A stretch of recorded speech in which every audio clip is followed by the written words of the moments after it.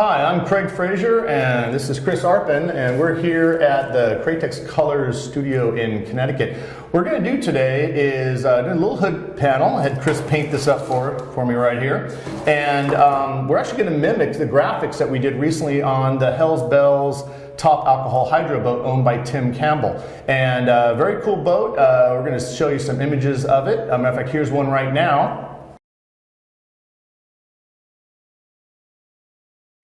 Now we're not going to duplicate the entire paint job on it, but we are going to duplicate every color that's on that boat, because guess what? Every color on that boat was Createx. Yes, it's the first professional top alcohol hydro, or hydro period, that is head to tail Createx. The only thing that wasn't Createx was the top coat of clear, which was PPG. I'm not sure which. Do you remember what PPG clear was? Top of the line. It's the bad boy one. It's the if it's the top of the line, then it's the global, the D8152. That was it. Okay, see, he knows. Now, why do I have Chris here? Well, besides being cool and a good friend of mine and an excellent painter, I did not paint that hydro by myself. I worked with Dan Gardner on it, and I did all the layouts and the airbrushing and the pinstriping and the design of it. But Dan pulled the trigger on this stuff. Why? Because he's better at than I am, and so is Chris. So I figured Chris paints Porsches all day long. I think he can paint a hydro.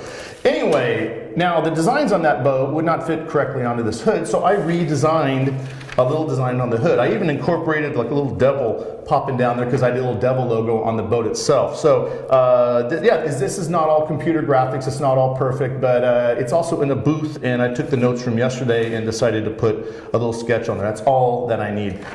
So those of you out there saying, oh, I don't have a computer rendering program, I can't do graphics. No, you can. Just draw on the back of a piece of paper.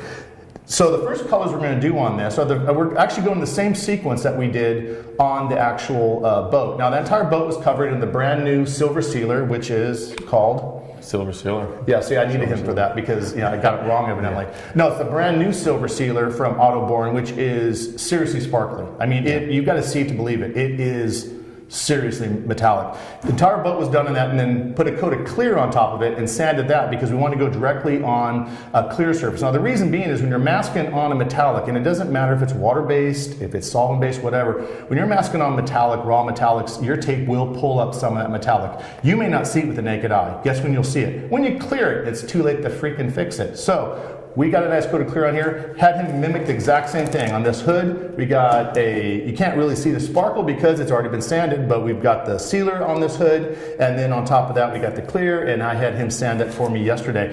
If it is fresh clear, do not sand it and immediately start laying tape on it. And I'll tell you why. Fresh clear will be gassing out solvents, and they will react with tape. Tape reacts with solvent, and they'll create what are considered tape etch lines, or tape lines.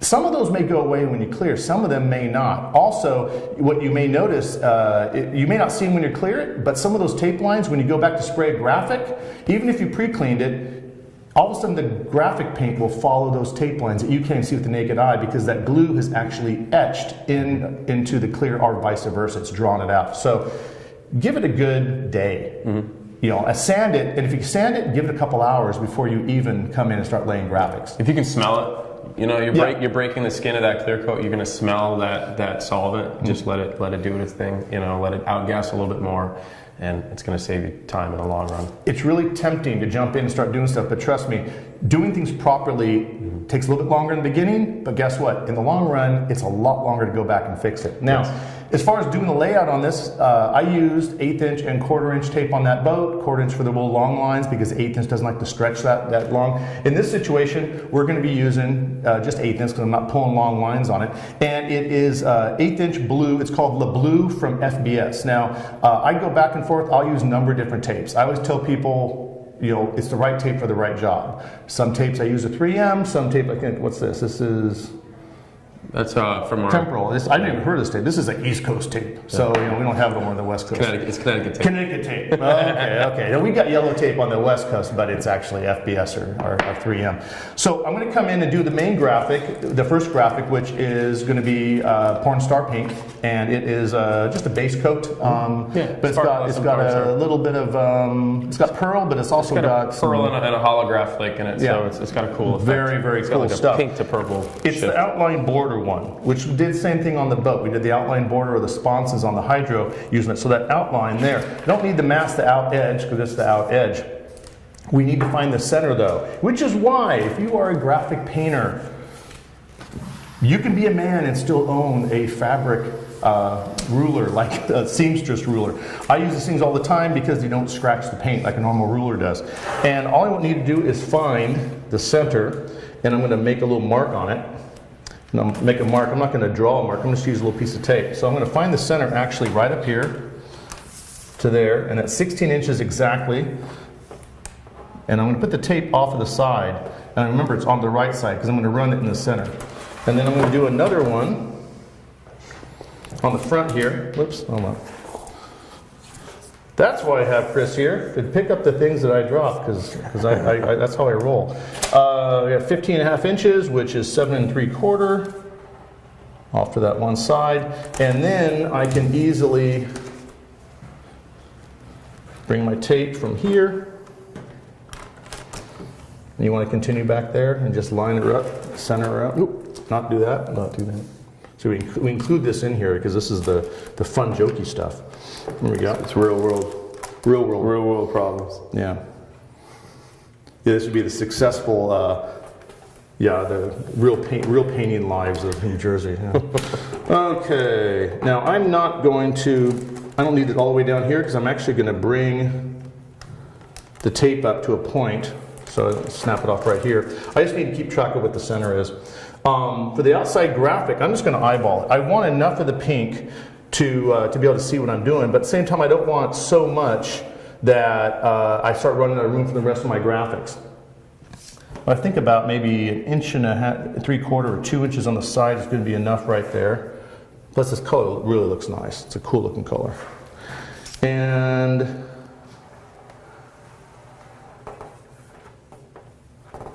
there we go. Now the trick is going to be to mimic that on the other side. Now, if I had a serious complex number of graphics on this side, what I would do is I'd actually pounce it. I'd take a piece of paper, I lay it on the center line over here, and I would take basically one of those construction crayons, the little orange one you get Home Depot or Lowe's or whatever, rub it over the whole thing. You can do chalk too, and where the tape is underneath will come through on the paper.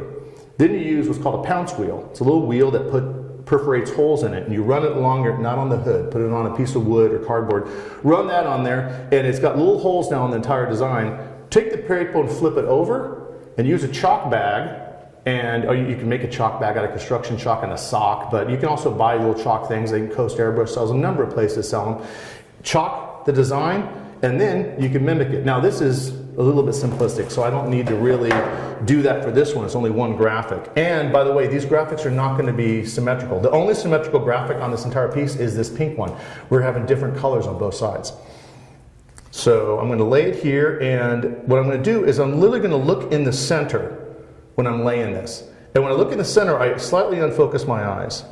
And that way it allows my peripheral vision to see the entire design. Now if this helps any, you can also take measurements, take another piece of tape, and what I'll do is I'll take a piece of tape like this, figure out where that is. Whoops.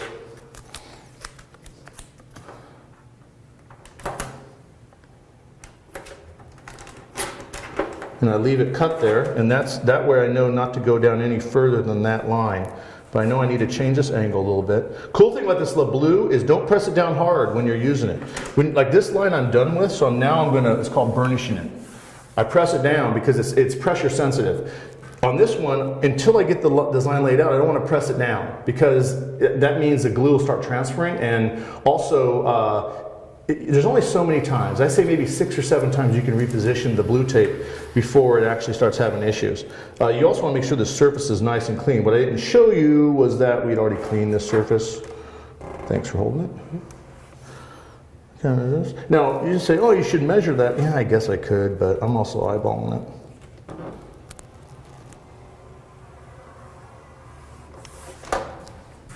Yeah, that's good enough. Now, let's say I'm off about 1/8 of an inch. There's some people that would freak out on that. It's the end of the world. Guess what? Pinstripe I'm going to do on this afterwards is 1/8 of an inch. I can fudge it. So I'm happy with that. That's cool. Burnish that down, and I've got a nice fresh X-Acto. I'm going to very carefully, I don't want to go into the paint, so I'm very carefully just scoring the blue tape there so I can yank up my center. Now this is going to be back masked using, or just masked using yellow tape and then probably some paper. If it was a smaller area, I'd just use tape and get it on there. The reason I'm using the fine line, the vinyl fine line tape, instead of using crepe is we're using a waterborne paint here. Waterborne paint can creep under tapes. Even the ones like these that are kind of plasticized, these still can creep under paper tape. Vinyl tape has always been, in my opinion, the best graphic layout tape. And then with water-based, it is an absolute necessity. So get yourself some. Like I said, there's a number of companies making it. I prefer FBS La Blue. The orange Pro Band or orange tape from FBS is also excellent. The La Rouge tape from FBS is good, but the downside to it is it's really good for things on sensitive paint. Like maybe it's fresh paint, you're kind of worried. It doesn't have a lot of adhesion on purpose. So over large areas, it can lift on you. Now, this is our first color. Now, normally, most people we're gonna spray this cornstarch pink, we're gonna mask it, and I'll have him do it because I'm lazy, I don't like masking. But I'll help a little bit. You do one color, and then you wait, and you unmask. You do another color, you wait, and you unmask. You're wasting some time there. If colors don't touch, you can lay out 2 at a time. I don't like laying every color out on a design and then having to worry about which one I paint next. I usually will do maybe 2 at a time.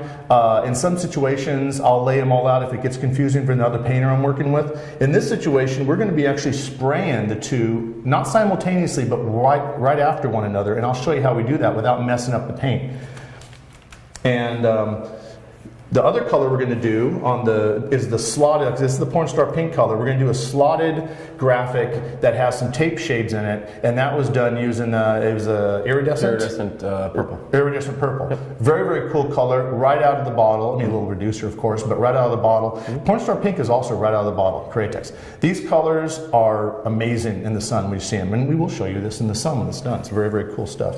So I'm going to come in and lay this graphic in. Now, normally I would kind of follow the, if I have a body line to play with, like in this situation, I've got this body line in the hood. I am kind of playing with it a little bit, but I'm also breaking against, I hate following every body line. You have to take the body line into consideration on a vehicle. You do not have to copy it. So I'm saying, acknowledge it and maybe diametrically oppose it, or maybe work with it and then break away from it. You don't want to if you just completely ignore it, then it can have some repercussions. I'm going to give a little bit of a gap because I want some of the background color to show through there. And then, so I'm going to follow up the side here, but then this one is going to curve in like that. Now this is called a slotted graphic because it was very popular back in the 90s and in the 80s too. We'll come in and break it up. And I'm going to break it up with about a little bit less than an inch gap, and we're going to angle it. Just do 2 breaks. That's all we need. And what we'll be doing is we're going to be masking all of this, masking this, and painting this, this, and this. But you need to have a sequence. What we're going to do is we're going to mask everything up, but the first thing we're going to paint is going to be the pink. Then we're going to come in and paint the violet. So let's go ahead and mask it up, and we'll come back because it gets kind of, I don't know, should we mask a little bit of it right now? Honestly, we can show you guys, yeah. I mean, this is what I'm talking about masking. Now look, I didn't measure it, but I've done this enough times. I'm lazy. I do all of my masking gaps at 3/4 of an inch, so I don't have to come in and freaking mask it every time. Same thing with this little sucker here. It's right at. Now, he starts gapping up here, but see, I'll actually use the tape when I'm coming into an outside curve. I just press it down here. As I come around, I continue pressing, switch hands, curve. You'll say you can't do a curve with 3/4 inch tape. Sure you can. Once that outside's done, you just press down the rest and you're good to go. The other piece here, easy peasy. I just need to come around, come all the way to there, snap it off. Same thing here, make sure it's pressed down. Now this one, I'm doing the opposite curve. So I'm being really careful, I'm pressing the outside edge, and then I press forward this direction. It's a little bit tougher to do an inside curve than an outside curve with the masking tape. But you can still do it without having to just keep on cut, cut, cut, cut. I'm not papering that. That's silly. I'm just going to come in and do that. So that's masked. In this area right here, we'll take some paper and mask that, sending over here. We're not doing the graphic over here. I'll just continue the masking. So when we come back, it'll be all ready to paint. And we will wipe it down one more time. Remember, I made a comment. Make sure you wipe it before you tape it. I don't have it right here, but we have some. I think you're using a PPG waterborne pre-cleaner. What was that? SX 394. 394 is the water, and then if I'm using a solvent, like once we have base coat, if we're spraying over base coat, it's water based, so you don't want to use a water based cleaner. I say that quite a bit. So I'll use the 320 SX 320 PPG's product, and it is the least aggressive solvent. This way you're not, at this point, you shouldn't have oil and all kinds of contamination that you're worried about. It's just But you never know. You can have some of your fingerprints, absolutely. and some you never know. Hey, you just ate over at McDonald's. Let's go ahead and wipe it down. Even if you have gloves on, gloves transfer crap just like your fingers do. So once you'll pre-clean before you mask, and once it's all masked, the areas you're painting, pre-clean again. You will not be sad by doing that. Plus, you don't know. Someone could have gone in there and just kind of, when you're gone, you never know. So see, I cleaned my nose before I came in here. It's always a good habit to get into. Also, I use a lot of the Valspar, the AC. I think I remember this AC10 is the aerosol cleaner. Aerosol cleaner. I used to use that in a rag. I wipe that down. The solvent Valspar version, even the old PPG, the Grow solvent versions, they work fine on top of Createx. I've never had a problem with it lifting the water base. No. Don't scrub away at it. No.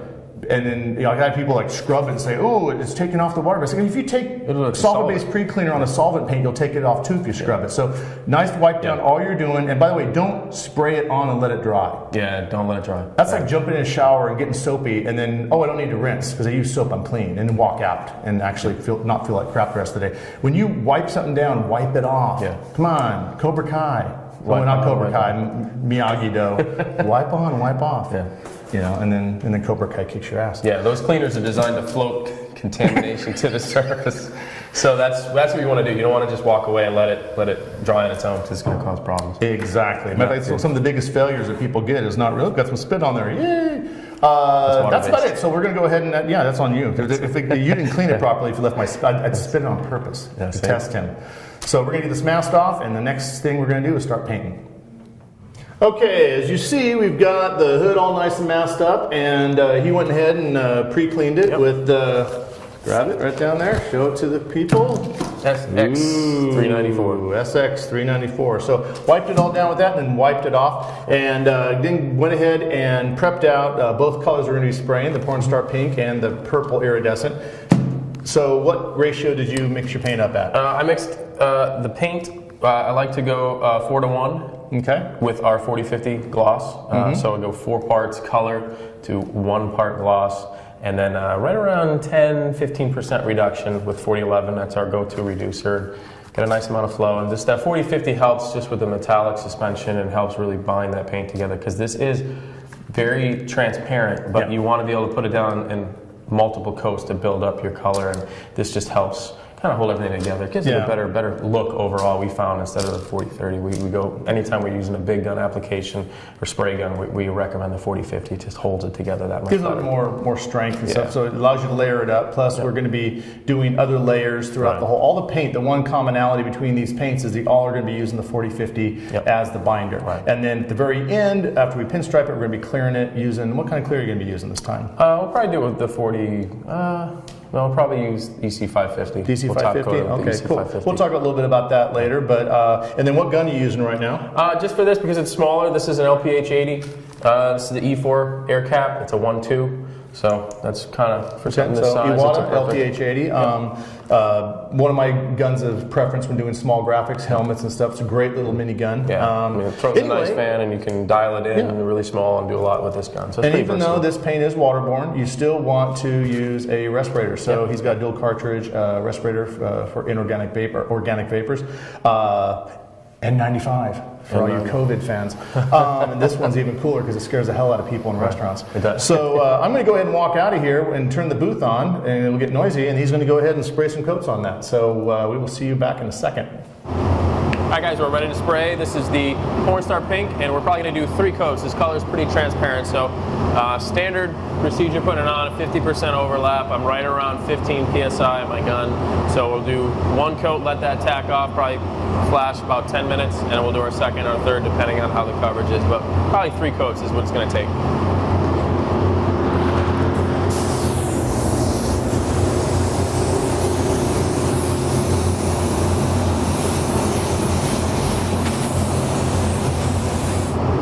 Alright guys, we got 3 coats on here. I said I was going to do 3, but we're going to do 1 more just to make sure it's nice and even. This color is a little transparent by nature. We still want that sealer silver to show through. I just want to make sure this is kind of just a nice, quick little even coat just to make sure everything's nice and it looks good. We're going to let that dry up, and then we're going to go on to the purple. So this is the last finishing coat.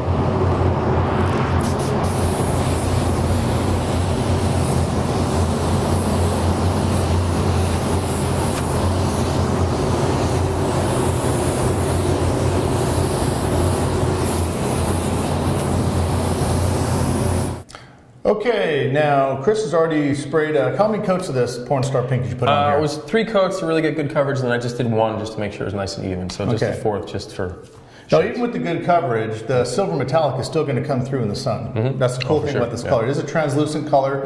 If you're trying to cover primer spots, no, won't work. Come in, get everything even underneath. So whatever base you put underneath this Pornstar Pink will affect it. Could you spray it over black? Yeah, it ends up being a very dark, still be pearly, still have that little holographic sparkle to it, but it is base determinant. It is not a candy, but it is candy-like in the way it sprays. Matter of fact, if you can spray this paint, you can also spray candies. So it just, you have to kind of keep track. Like he said, he knew how many coats he put down. If you're doing multiple items, be very, very careful. If you forget one item, it will appear lighter if it has 1 coat less. Now, remember, we had the graphic under this side right here. So I already started pulling up some of the tape. Now, this is fairly fresh, but it feels fresher on the paper because the paper absorbs more water.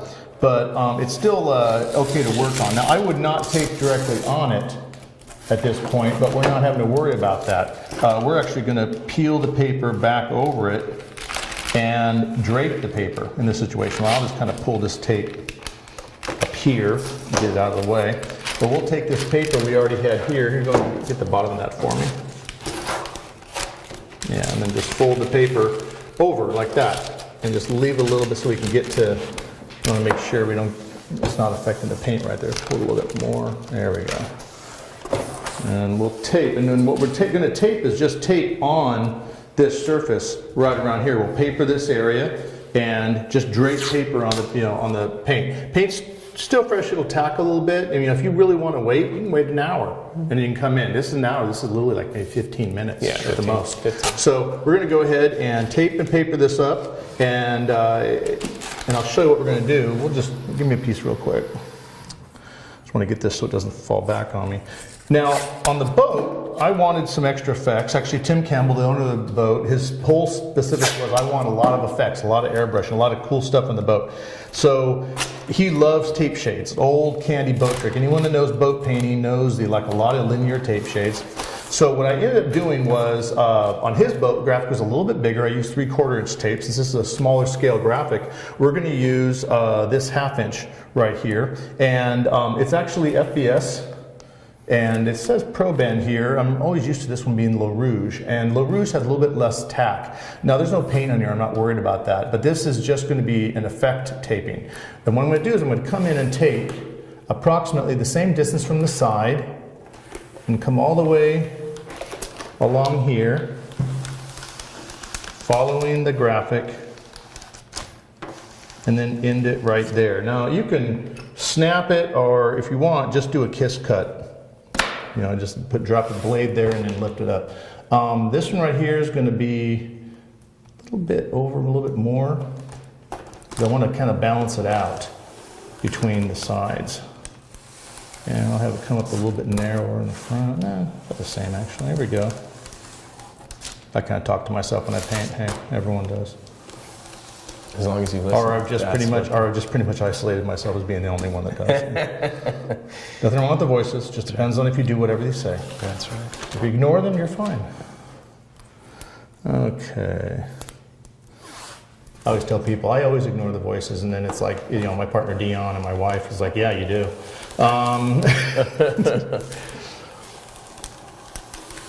Okay. Yeah. Now, these right here, we're going to leave on here for what's going to be the first couple of coats that he's going to put on. Then we're going to lift them up and we're going to do just a fade from the bottom on this to give an overall look. So it'll be kind of cool looking. And that's about it as far as our tape shade effect that we have for this graphic. I'm going to have Chris go ahead and finish masking this all up, and then we'll have it back on the easel, and we will be spraying the purple iridescent that we've already had mixed up and sitting. And by the way, I don't know if I mentioned it in the Porn Star pink, when you mix it up, and he mixed it up with a 40-50, and then what was the ratio again, 4-to-1? 4-to-1. 4-to-1, and that's 4 parts? 4 parts paint. To 1 part. 1 part. Yeah. 40-50. We didn't mention that. Yeah. You will be doing a million coats if you do it the other way around.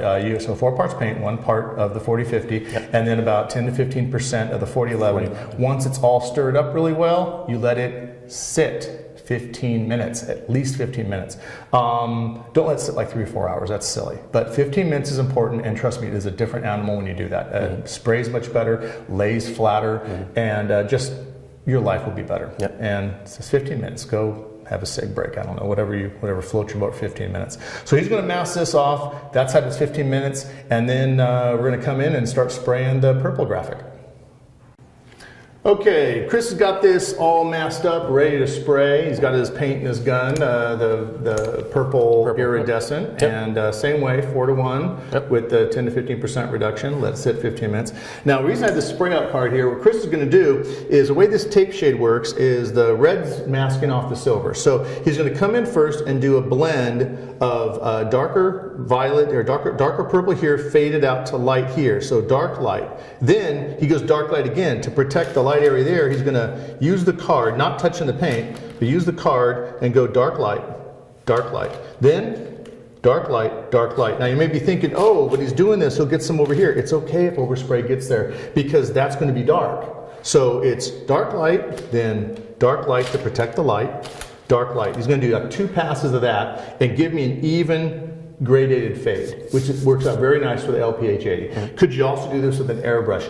You could, but you may get some streaks once you unmask it, because what we're going to do is we're going to do that dark light, dark light, dark light. Then he's going to come in and peel all 3 of these off, and then do dark light, card again, dark light, but spraying the whole thing. So the underlying one that we sprayed first is going to get even darker. So he's going to end up, like this stripe will end up getting 4 coats, whereas this one's only going to get 2 coats. So it'll be even lighter. So it'll be like a double tape shade system. I'm not going to be in here, so I don't have to, the reason I talked about it all ahead of time, the booth's going to be going. You're not going to hear anything anyway. So that's about it. I turn the card over to you, and I'm going to go outside and mix paint. So later.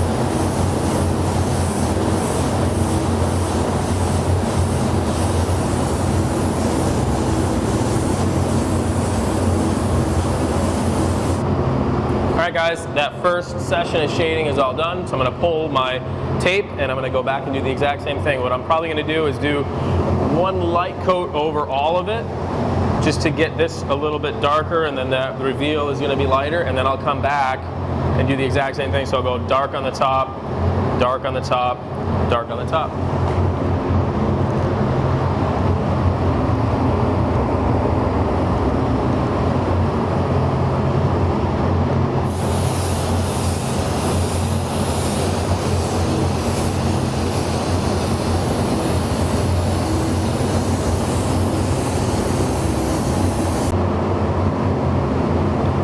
I did that first pass on everything just to give a nice even color. Now I'm going to go back and do the exact same thing like Craig said. I'm going to just darken the top, darken the top, darken the top to get that nice even fade. So this is basically the last step before we untape this one.